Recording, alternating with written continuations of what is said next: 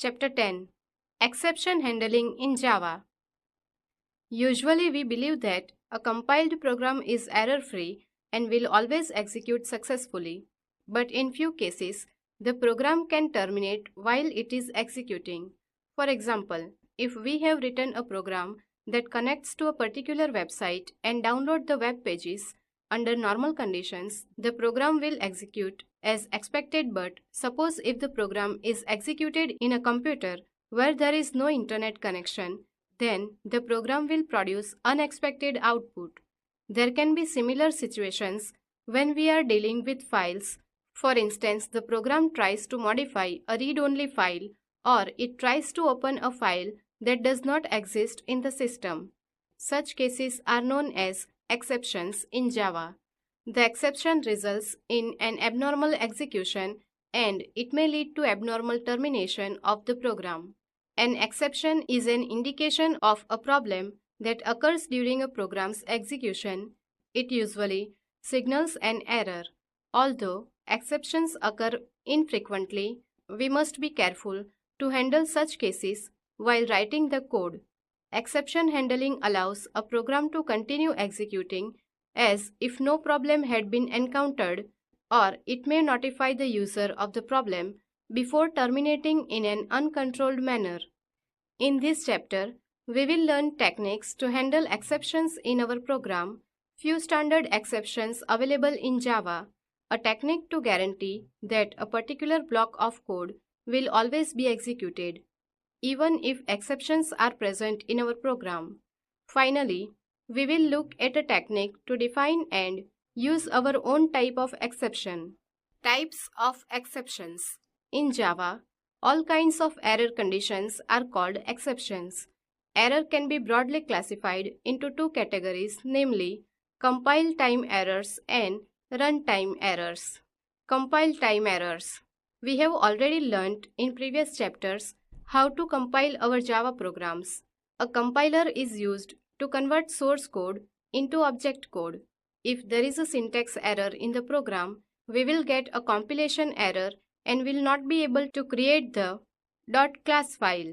Examples of some common syntax errors are missing semicolon, use of undeclared variable, wrong spellings of identifier or keyword, and mismatch of bracket. The Java program shown in figure does not contain a semicolon. The above code when compiled will generate a compile time error. This happens because we have missed writing the semicolon in line number 8. The Java compiler when showing the output suggests the type of error along with the line number where the error has occurred as shown in figure. Compile time errors are usually the mistakes of a programmer and it won't allow the program to compile unless they are solved. Note: in the field of computer science, exit code or exit status indicates whether the command or a program executed successfully or not. Code 0 indicates that the command executed successfully, whereas code 1 indicates that some problem occurred while executing the command. In figure, the last line indicates exit code 1. It means that the compilation of program errordemo.java was not successful. Runtime errors. If there are no syntax errors in the source code, then the program will compile successfully and we will get a .class file. However, this does not guarantee that the program will execute as per our expectations. Let us look at another example shown in figure which will compile but will terminate abnormally. The program shown in figure will compile as there are no syntax errors yet. In the program, we have created an array city list square bracket that contains name of 4 different cities. In line 14, we are trying to display the contents of element of city list array that does not exist. This case here is an exception condition. The exception will be generated during runtime. The output of the execution of the program is shown in figure. From the output shown in figure, we can notice that the program execution terminated abruptly from line number 14. The output contains a phrase array index out of bounds exception. that indicates the type of exception occurred while executing the program. Let us see few other cases that generate exceptions. For each type of exception, there are corresponding exception classes in Java. The java.lang and java.io package contains a hierarchy of classes dealing with various exceptions. Few widely observed exceptions are listed in table. Exception class: array index out of bounds exception. Condition resulting in exception: an attempt to access the array element with an index value that is outside the range of array. Example: int a square bracket is equal to new int in square bracket 4 semicolon. A in square bracket 13 is equal to 99 semicolon. Exception class: arithmetic exception. Condition resulting in exception: an attempt to divide any number by 0. Example: int a is equal to 50 divided by 0 semicolon. Exception class: file not found exception. Condition resulting in exception: an attempt to access a non-existing file. Example: exception class: null pointer exception. Condition resulting in exception: an attempt to use null in a case where an object is required. Example: string s is equal to null semicolon system dot out dot print ln in bracket s dot length bracket over semicolon. Exception class: number format exception. Condition resulting in exception: an attempt to convert string to a number type. Example: string s is equal to double inverted comma xyz double inverted comma semicolon int I is equal to integer dot parse int in bracket s semicolon. Exception class: printer IO exception. Condition resulting in exception: an IO error has occurred while printing. Figure shows one more program that generates an exception. In the program shown in figure, we try to divide an integer number by 0. A number when divided by 0 leads to infinity as a result. Here the program will be compiled successfully but will generate unexpected output due to arithmetic exception. Figure shows the output of the execution of program. As we are trying to perform division by 0, JVM will terminate the program immediately when it encounters the statement that performs division operation. Exception handling. An exception is an error condition. Exception handling is an object-oriented technique for managing errors. While performing exception handling, we try to ensure that the program does not terminate abruptly, nor does it generate unexpected output. In this section, we will learn how to handle the exceptions. Java uses keywords like try, catch, and finally to write an exception handler. The keywords try, catch, and finally are used in the presence of exceptions. These keywords represent block of statements. A try block contains the code that may give rise to one or more exceptions. A catch block contains the code that is intended to handle exceptions of a particular type that were created in the associated try block. A finally block is always executed before the program ends, regardless of whether any exceptions are generated in the try block or not. Let us understand these blocks one after another in detail. The try block. The try statement contains a block of statements within the braces. This is the code that we want to monitor for exceptions. If a problem occurs during its execution, an exception is thrown. Each type of problem, that is exception, corresponds to an object in Java. A try block may give rise to one or more exceptions. The syntax of the try block is shown below. Let us see the code that is placed within a try block. It creates a single exception which we have already seen earlier. The code shown in figure, when executed, will terminate the program as there is no exception handler. The part of program that may lead to runtime error must be written within the try block. On compiling the program shown in figure, it results in compilation errors as there has to be either a catch block or a finally block following the try block. The compilation error is shown in figure. The catch block. The catch block must immediately follow the try block. It contains the code that is to be executed to handle an exception. The catch block is an exception handler for a single try block. There can be one or more catch blocks. The syntax of the catch block is shown below. A catch block consists of the keyword catch followed by a single parameter. The code to handle exception has to be written between parentheses. The parameter identifies the type of exception that the block is to deal with. Java supports various types of exceptions. In the later part of this topic, we will see how different types of exceptions can be handled by using multiple catch blocks. Figure illustrates mechanism of try-catch block. Let us see the example program that uses appropriate exception handler. For the sake of understanding, we will handle array index out of bounds exception by just catching the object within catch block. In the later sections of the chapter, we will see how the code can be handled to continue the execution of program without termination. The code shown in figure will compile successfully and execute. In the program shown in figure, line 16 contains statement that will generate exception.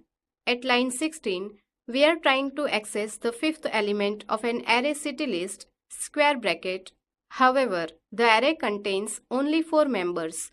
Our program tries to access array element by specifying index position that is outside the range, which leads to an exception.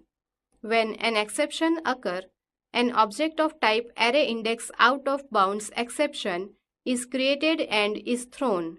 A corresponding catch block handles the exception and does not allow the program to terminate unexpectedly. The catch block contains a reference to object EOBJ, which was created and thrown by the try block. Figure shows the output of the program. From figure, we can observe that the program did not terminate in the presence of exception. The statement displaying after try, catch gets executed. Multiple catch blocks. In a single program, multiple exceptions can occur. For instance, if we want to upload particular file to a remote computer, it may lead to 2 distinct exceptions. An exception may occur if the file is not present in our computer, or another exception may occur if the computer is not connected to the network. There is a provision in Java to support multiple exceptions. As discussed before, the code that may generate exception should be written within the try block. Apart from this, there can be multiple catch blocks to handle each type of exception separately. If the try block throws several different kinds of exceptions, we can write multiple catch blocks, each handling a specific type of exception. This helps the programmer to write separate logic for each type of exception. Figure shows the use of multiple catch blocks. Figure shows program where multiple catch blocks are used. Here 2 distinct exceptions are generated within the try block. Exception of type array index out of bounds exception will be caught by the first catch block, and exception of type arithmetic exception will be caught by the second catch block. The last catch block can handle any type of exception. It is a kind of default catch block and must be the last block when there are multiple catch blocks. While writing program, the order of the specific catch blocks does not matter, but the default block has to be placed at the end of all catch blocks. For instance, in the program shown in figure, we can swap the occurrence of catch blocks starting at line number 18 with the one starting at line number 21. However, the catch block given at line 24 must be the last block. Multiple try blocks can be nested together but care must be taken to write a corresponding catch block for each try block. The finally block. The finally block is generally used to clean up at the end of executing a try block. We use a finally block when we want to be sure that some particular code is to be run, no matter what exceptions are thrown within the associated try block. A finally block is always executed regardless of whether or not exceptions are thrown during the execution of the associated try block. A finally block is widely used if a file needs to be closed or a critical resources is to be released at the completion of the program. The syntax of finally block is shown below. Each try block must always be followed by at least one block, that is either a catch block or a finally block. Figure shown an example of using finally block. In the program shown in figure, as there is no catch block, the program terminates abruptly due to the exception generated at line 14. Statements present in line 15 and line 16 will not be executed. However, in the presence of finally block, the program executes the statements within the finally block before being terminated. The output of program is shown in figure. Let us look at an example with multiple catch blocks and a finally block all used together. The program shown in figure contains all these blocks. It is a complete program with multiple catch blocks for corresponding exceptions being generated within the try block. Output of program is shown in figure. From the output, it is clear that the control of program execution switched from line 11 to the first catch block. Later, it switched to the finally block. The last two catch blocks did not execute. Although the program did not execute completely, it terminated gracefully. A finally block is associated with a particular try block and it must be located immediately following any catch blocks for the corresponding try block. If there are no catch blocks, then the finally block can be positioned immediately after the try block. If the finally block or catch blocks are not positioned correctly, then the program will not compile. The throw statement. The throw keyword is used to explicitly throw an exception object. In the example, programs that we have seen so far, the JVM created an exception object and was throwing it automatically. For example, an object of arithmetic exception was created when we tried to perform a divide by zero operation and it was thrown automatically by the JVM. Java does provide mechanism to create an exception object and throw it explicitly. The object that we throw must be of type java.lang.throwable, that is, object of throwable class or any of its subclasses. Otherwise, a compile error occurs. The syntax to throw an exception object is as follows. Throw exception underscore object. When a throw statement is encountered, a search for matching catch block begins. Any subsequent statements in the try or catch block are not executed. The code in figure shows the use of throw statement. Its output is given in figure. In the program shown in figure, we have created an object obj of the class exception. The same object is thrown using throw statement. There has to be catch blocks to handle the exception object thrown explicitly. The throws clause. We have explored the try-catch finally blocks. The programs we discussed so far were simple programs that didn't involve the use of methods. Few questions may arise, like what will happen if an exception occurs in a method or a constructor? Where will we place the try-catch blocks? There are two alternate approaches to handle exceptions created by a method. Write a try-catch block within the method or a constructor that may generate an exception.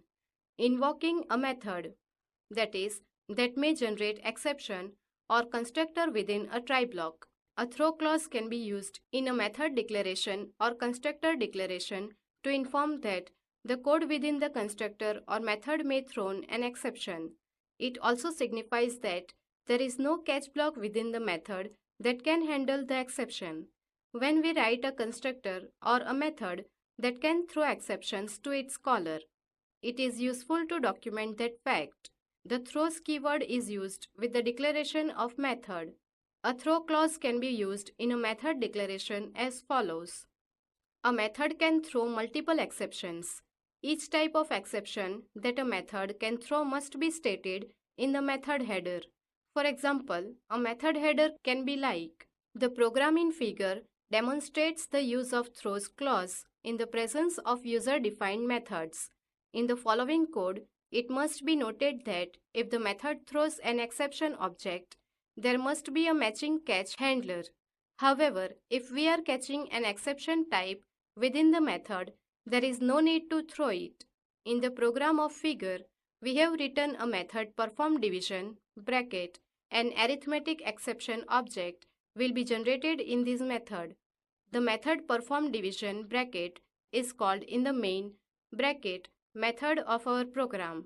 It is quite obvious that, as there is no exception handling mechanism within the perform division, bracket, method, the exception will be caught by calling method and there has to be a handler in the calling method.